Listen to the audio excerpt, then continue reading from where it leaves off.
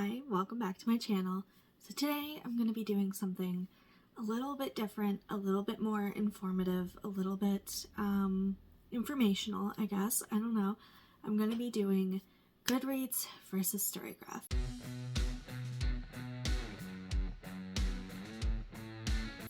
Which should you be using and why? So let's just jump right into this. Before we get started, I have and do use both. But this video is simply just a list of reasons why or why not to use one over the other, and not to villainize anyone who uses either of these two platforms. I will be providing links to where I got all of the information in the video in the description, as well as at the end of this PowerPoint. I'm going to have a slide just dedicated to all the links as well, and I'll have a link to this slide if you want the information down below as well. So, that being said, let's jump into the pros of Goodreads. So, Goodreads has a very large and active user base. It is the biggest base of users for recording and rating books currently, with friends and following showing up right on the homepage, being the first thing you see when you go into the app, so you're always up to date on what your friends are doing. You can see what they're rating, what they're liking, what they want to read, what they are reading. They can update like while they're reading. It's right there, right when you go in. There's a community sense that's brought in right into the app while you open it up. It's there, front and center for you to see. Goodreads pros again. We have the yearly reading challenge, of course, which happens every year and helps you keep track of the books that you read over the year, and lets you know how many you have to read in order to complete that goal.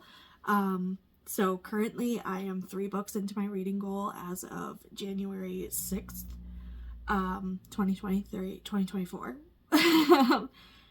And if I keep reading like that, I will only have to read 1 book per week for the rest of the year to complete my challenge of 60 books. I like having that. I like having that data tell me exactly how many books like I should be reading to get to that goal, instead of me calculating it myself, which I used to have to do, and it bothered me because I am not very good at math. But that's none the other. I don't know what I'm saying. Goodreads pros continued. So the ease of collecting of books. That the title is very, very hard. You can make your own lists and shelves for all the books that you read and want to read, separating them as you need. So you can have a comic book shelf for all the comics that you've read, nonfiction shelf for all your nonfiction books, keep them separate from your fiction. You can have a specific LGBTQIA+ section if you want to have your queer books in one section. And then there's user-made lists as well that are pretty easy to get to, and there you can add things to your want to read. You can add them to your own lists, your own shelves, and they're very easy to get to, and they're very easy to upload to, which I think is great. StoryGraph's pros. StoryGraph is new and continues to have continuous updates, constant updates, and new content added to the app for the betterment of the app and its users. The developers are transparent about all the problems that they've had, as well as problems they are continuing to work on throughout the app. And it's user input based as well, so anything that we as the users bring up, they will work on, and they will be transparent about what they're working on, how they're working on it, when it'll be added, those kind of things.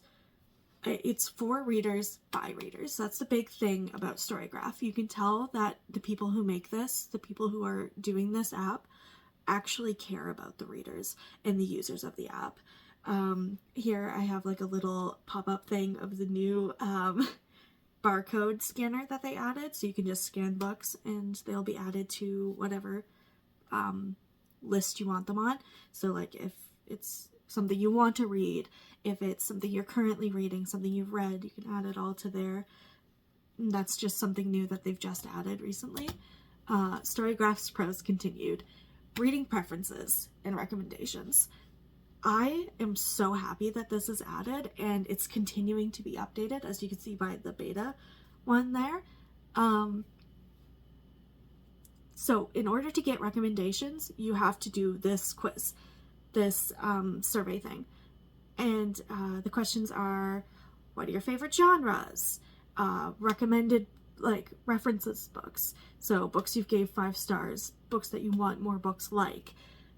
Which of these characteristics do you appreciate the most in books right now? So these are like, in the moment, what do you want in a book specifically? And you can pick through all of those things. Are there any genres that you don't like, aren't interested in reading right now? That's great. Like, sometimes I'm not in the mood for nonfiction. Sometimes I am. And you can add that into here whenever you want, and it'll recommend you books based on specifically what you've said in these questions. Which of these things, if any, most turn you off about a book? That's great. I love that, because I really, really love character-driven stories. So if there's bad characters, flat characters, I'm not going to like it. And then the new stuff that they're adding is content warnings. Like, if any of those things are added to the book, it won't recommend it to you. Like, specifically animal abuse, the big bad P word, the big bad R word.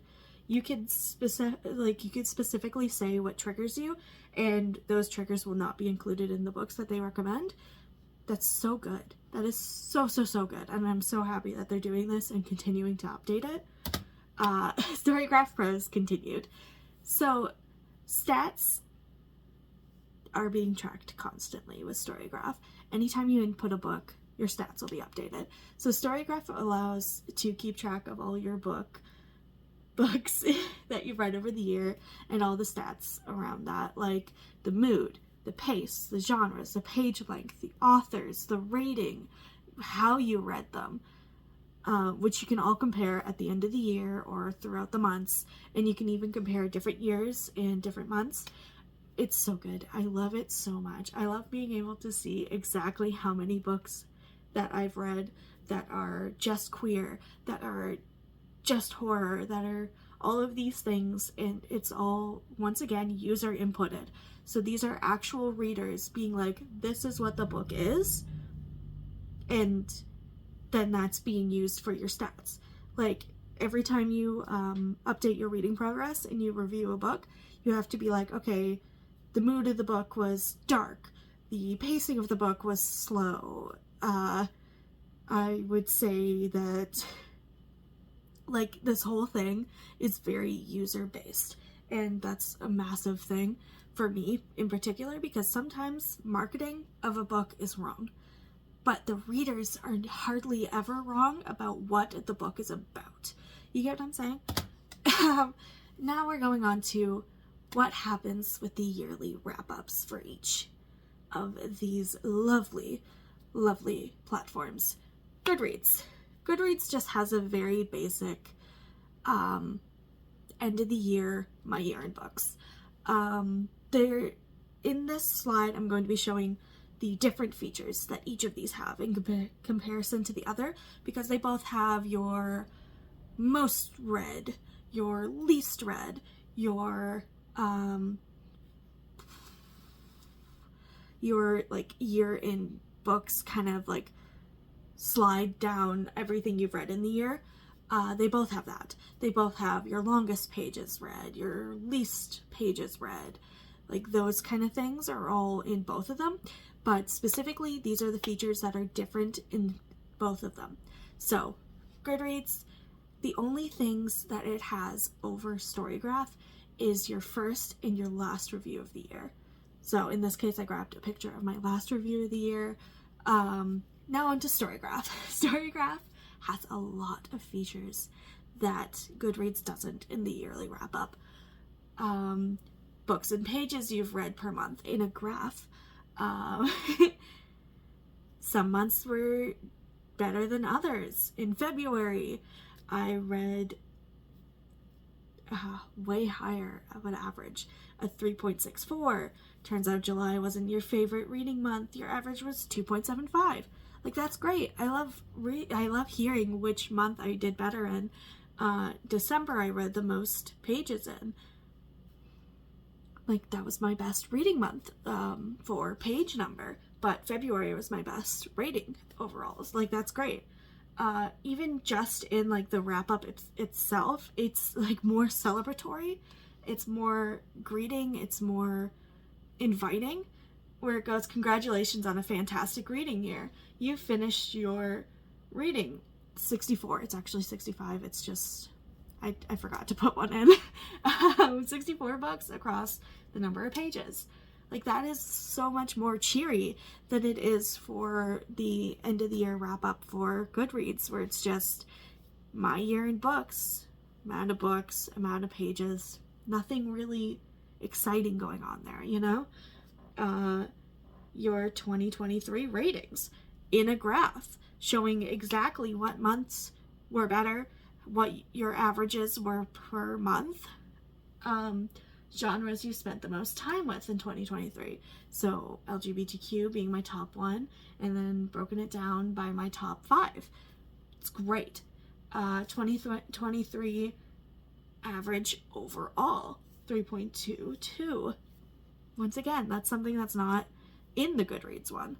And oddly enough, in the Goodreads one, there isn't the 2023 5-star reads. There is like one, but that's it. This has a full list. I didn't rate anything other than this one 5-star last year, but the year before, there was a full list of things that I gave 5 stars. And they were all there. Every single one of them. Okay, now we're on to the cons. We're getting into the nitty, the gritty, and the bad. So, StoryGraph cons.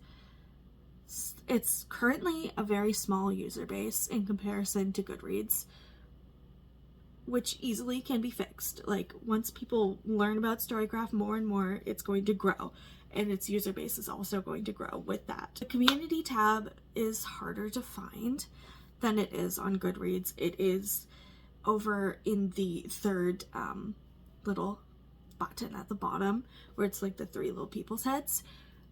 That's where you can get to your community tab, and then once you're in there, it is also kind of hard to navigate, but I think with time that will be improved.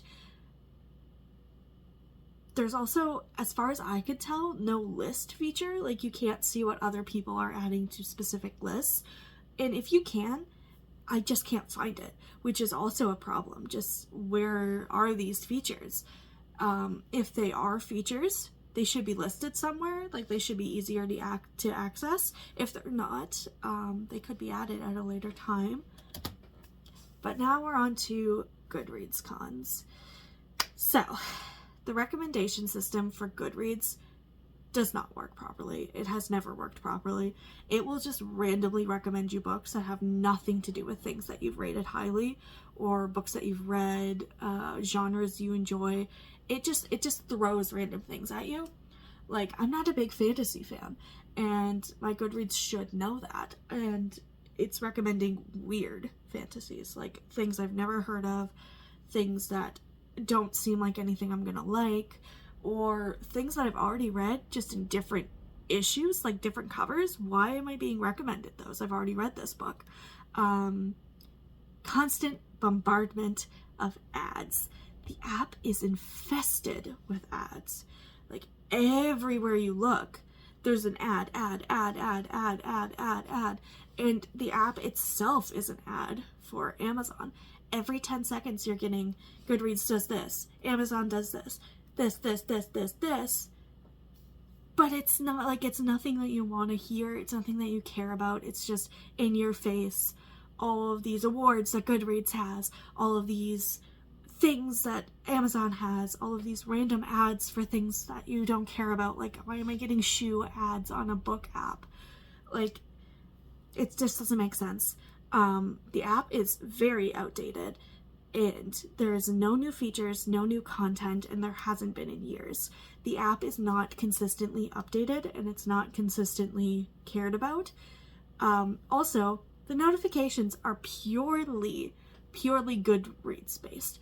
I have a fair following on there, but I don't get notified when anything happens to my friends or my following, or the people that I'm are following me. Nothing.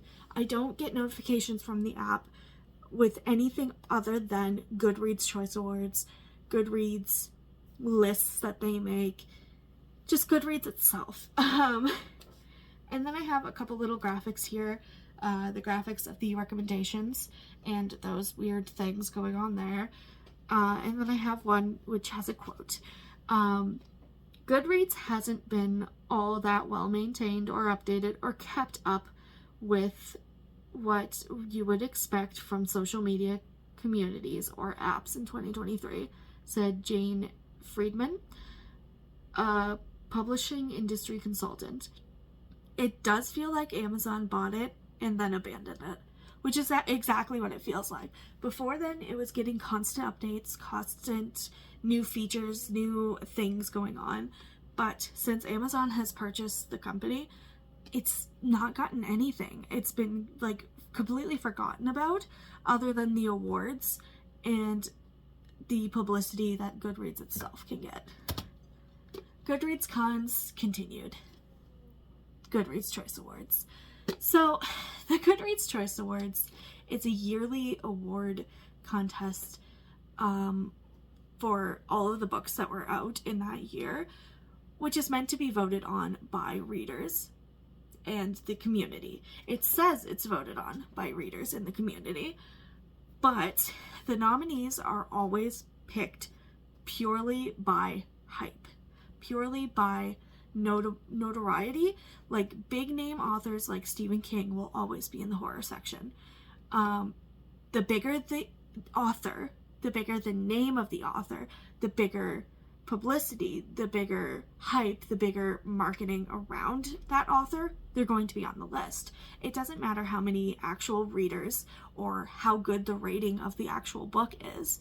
What matters is how many eyes this book is going to have on it because of who wrote it. And it's always been like this. It will never change because Goodreads doesn't care about the actual reader base. It cares about getting it the most eyes onto the company itself. The winners are always going to be who has the bigger dick, who has the more media publicity, who has the most outside of reader base recognition. Like in biographies, it's always going to be the most well-known actor rather than the one who genuinely wrote the best book. It's going to be who has the bigger name. And the nominees are always that. And then the voters the votes don't really count as much as they should. And the ratings of these books do not matter. Winners of past years have been rated very, very, very low by actual readers. But because of the amount of ratings, they will win. Choices are always biased and not based on actual user reviews or reader ratings. I have links all below about all of this. But what is Goodreads' biggest problem? The company. The company that owns Goodreads is the biggest problem. And this is where I'm probably going to lose a lot of the viewers. But please just stick with me on this because this is a topic that we should be talking about. And if you don't want to listen, that is perfectly fine. But you can't ignore the fact that this is happening and that these are the people that own Goodreads. So Amazon has many problems. And these problems trickle into all of the companies that they own. Everything under the Amazon umbrella has those problems as well. The major problems all stemming from the owner himself, Jeffrey Bezos. And then I have a bunch of facts here. These are facts. And once again, all the links are going to be at the end. These are facts. These have proof. These are not just made up. These are not false allegations or anything. These are these have evidence to back them up. So in 2012,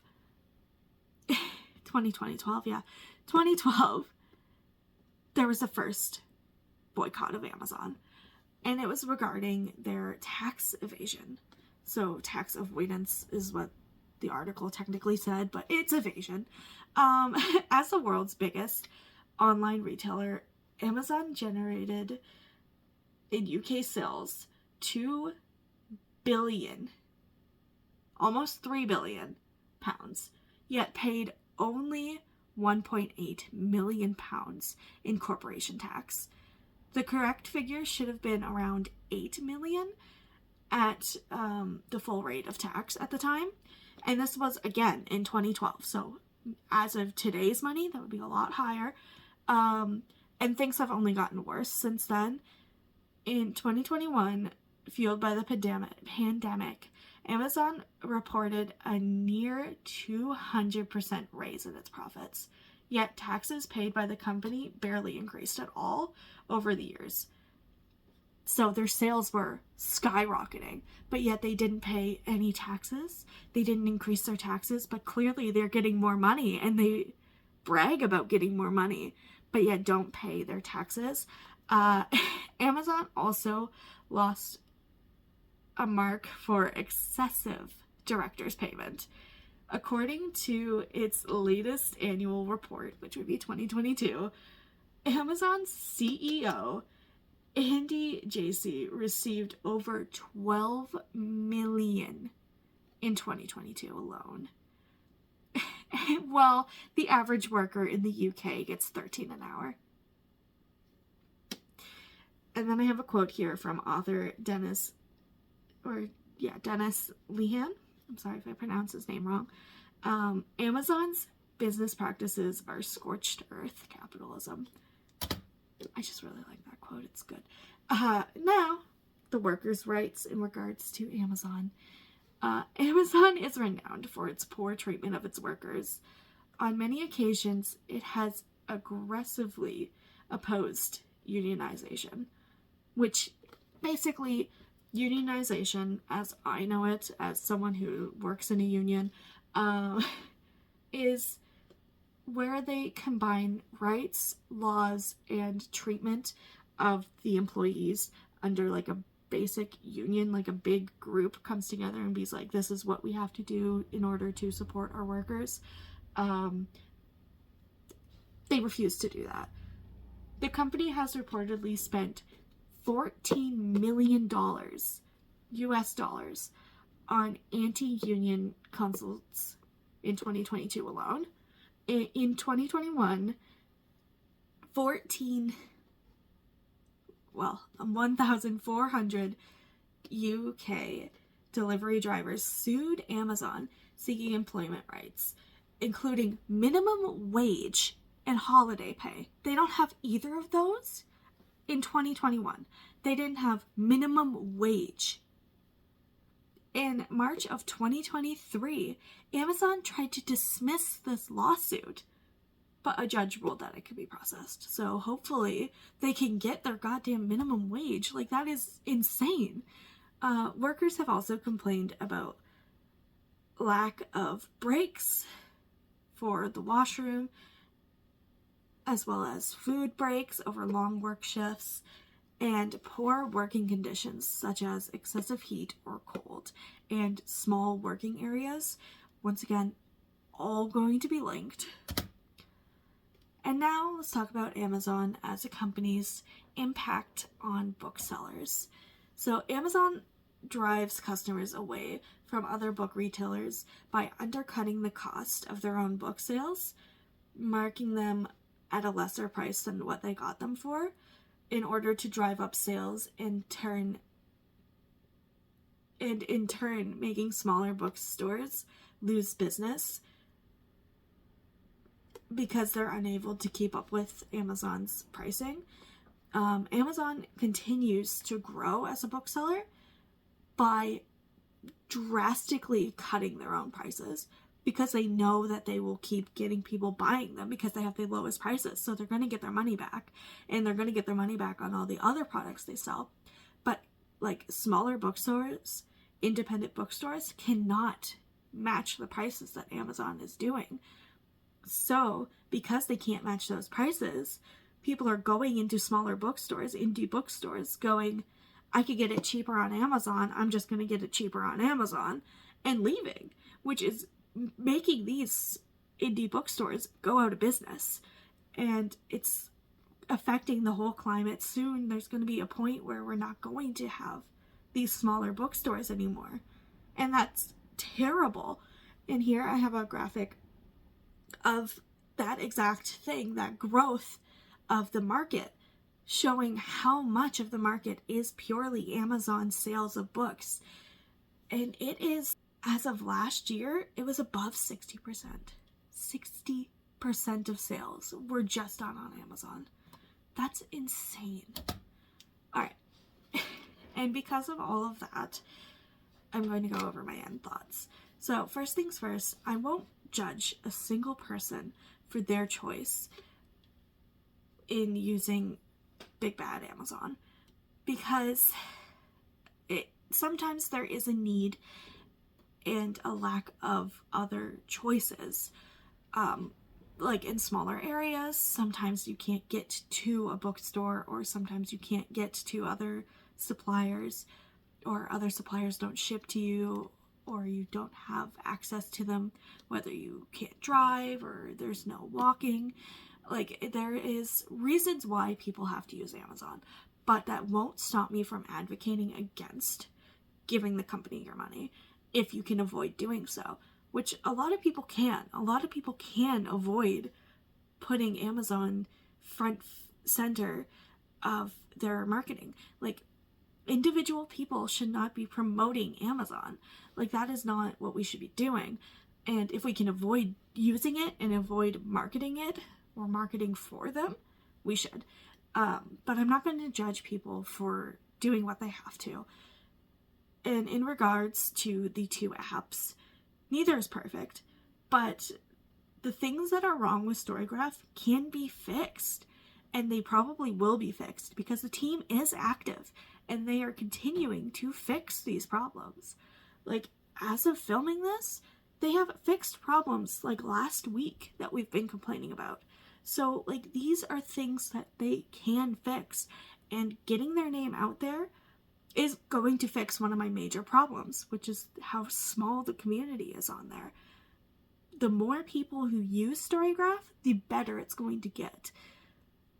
But I did purely make this video to give people who want a choice other than Goodreads that choice, giving them the reasons why StoryGraph is better, objectively better, and what's wrong with it, and like what it can work on, and what's wrong with Goodreads, and what it can work on, as well as the good things about Goodreads to bring to StoryGraph. But like, there's no wrong answer in this. You can use both, you can use neither, you can use one or the other, and I'm not gonna have a problem with that. You do you, boo-boo. But this is purely just an informational video on the reasons why I think StoryGraph is better, and the reasons why I think with time we should be cutting out Goodreads. And with all that being said, thank you guys so much for watching, and I hope that you have a fantastic day. Hope to see you again soon, and bye-bye.